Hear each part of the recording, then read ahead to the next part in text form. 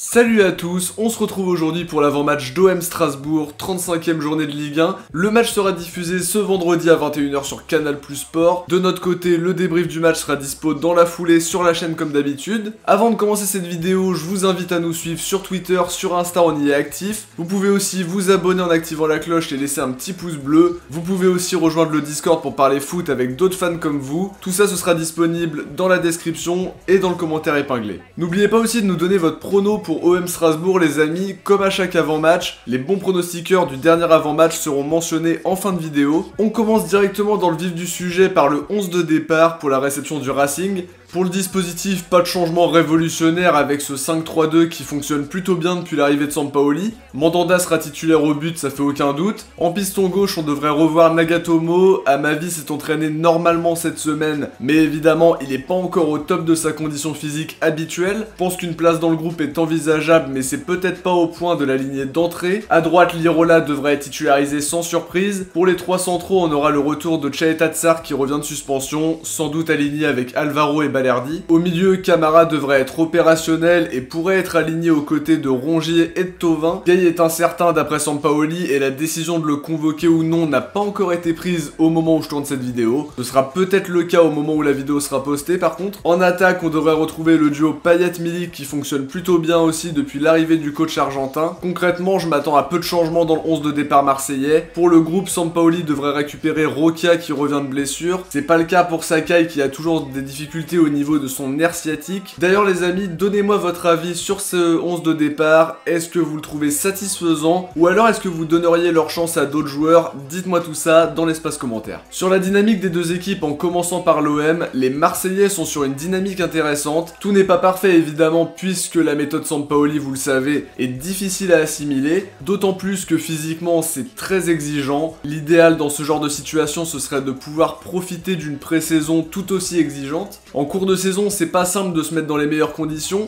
en sachant que dans cet effectif marseillais, beaucoup de joueurs n'ont pas forcément le profil pour intégrer la tactique de Sampaoli. L'idée en tout cas, c'est prendre un maximum de points dans ce sprint final, et pour le moment c'est plutôt pas mal. Les victoires contre Rennes, Brest, Dijon, Lorient et Reims plus récemment. La contre-performance à Nice, ça fait beaucoup de mal, mais les joueurs ont quand même regagné un mental solide qui permet à l'OM de gratter des victoires précieuses dans le fameux Sampaoli Time, ou comme le match nul contre Montpellier. L'OM est plutôt dans de bonnes dispositions, faudra absolument confirmer contre Strasbourg parce que derrière nous il y a du monde. Rennes qui pousse, qui est revenu à un point derrière. Devant il y a toujours les Lensois qui malgré un calendrier difficile ont réussi à embêter beaucoup d'équipes cette saison et eux aussi ont des ambitions européennes. Le faux pas n'est absolument pas envisageable du côté de Marseille. Faut prendre 3 points impérativement pour croire à l'Europa League en fin de saison. Dans le contenu, ce qui manque actuellement à l'équipe c'est la régularité. On l'a vu contre Reims avec une première mi-temps désastreuse malgré les 2 buts en toute fin de période. Si l'équipe joue d'une manière régulière sur 90 minutes en étant à l'aise dans le plan de jeu, on devrait s'en sortir avec une victoire relativement facile, mais si on doute, on pourra encaisser très facilement. Alors faudra être incisif offensivement et solide derrière. Souvent on fait l'un ou l'autre, mais rarement les deux en même temps. On passe maintenant à Strasbourg, le Racing est actuellement 15e. C'est assez compliqué pour les hommes de Thierry Laurey qui flirtent avec la zone de relégation malgré un léger matelas d'avance. Rien de suffisamment conséquent pour se sortir vraiment de cette situation là. À 37 points ils peuvent pas se permettre de contre-performance non plus et un point contre l'OM ne serait pas un si mauvais résultat, surtout après le nul contre Nîmes et la défaite contre Nantes qui sont des concurrents directs au maintien, tout en sachant que le calendrier n'est pas des plus simples pour les Strasbourgeois. Après ils vont enchaîner Montpellier, Nice et Lorient.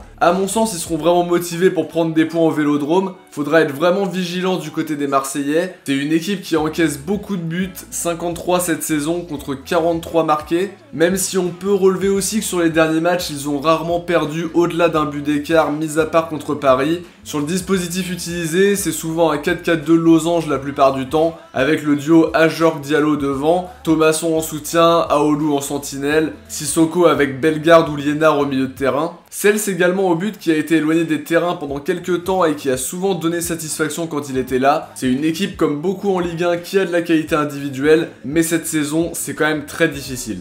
On passe maintenant aux joueurs à suivre. Pour l'OM, je miserais sur Dimitri Payet. On l'a vu contre Reims, on aime vraiment le voir à ce niveau-là. À la passe, à la finition, on sent qu'il a retrouvé une condition physique décente, il s'épanouit beaucoup plus sous Sampaoli et on se rend compte que quand il est dans de bonnes dispositions, il fait beaucoup de bien, il apporte énormément à cette équipe marseillaise, d'autant plus quand il peut organiser le jeu d'une manière plus libre. Il sera attendu demain contre Strasbourg avec les mêmes intentions pour gommer son plus gros problème, l'irrégularité. Du côté du Racing, le joueur à suivre pourrait être Ludovic Ajorc. Son gabarit pose problème à beaucoup de défense, 1m97 quand même. C'est un joueur très intéressant qui a déjà marqué 13 buts cette saison, 4 passes décisives. Offensivement, c'est probablement lui l'homme fort de l'attaque strasbourgeoise, et son duo avec Diallo finira par porter ses fruits avec davantage de régularité. Faudra en tout cas se méfier de lui puisqu'il est parfaitement capable de nous en mettre un sur coup de pied arrêté comme dans le jeu. On passe maintenant au pronostic, je dirais une victoire marseillaise 3-1. Une victoire avec 2 buts d'écart me paraît être un pronostic plausible en tenant compte des derniers matchs du Racing et ceux de l'OM. Je vois pas un écart énorme au niveau du score au coup de sifflet final, mais je vois bien l'OM s'imposer, même si on sait que cette équipe nous fait passer par tous les états, que cette équipe est capable du meilleur comme du pire. Pour les buteurs, je dirais Ajorc côté Strasbourg, Milik, Payet et Rongier côté marseillais.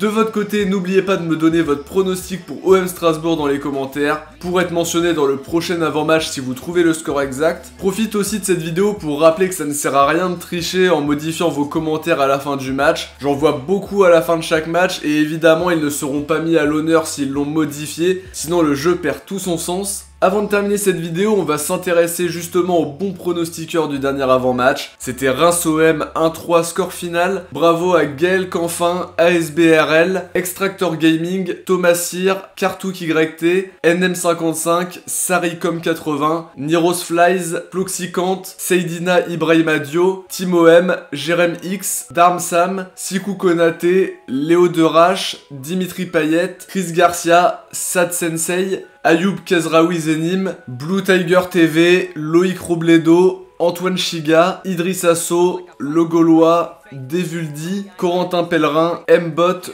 Jules Tondo, Issaï Dafson, Touré Jonathan, Eldin Abdou Hassani, Blandi Kams, Maxime HB, ABCD, Amadoussi, Bena Ryan Vétéran et OVS Akuna. Pour le coup, vous avez été énormément à trouver le bon pronostic. Alors bien joué à tous et surtout j'espère que j'ai pas trop écorché vos pseudos parce qu'il y en a eu beaucoup à mentionner. De notre côté les amis, on arrive au bout de cette analyse.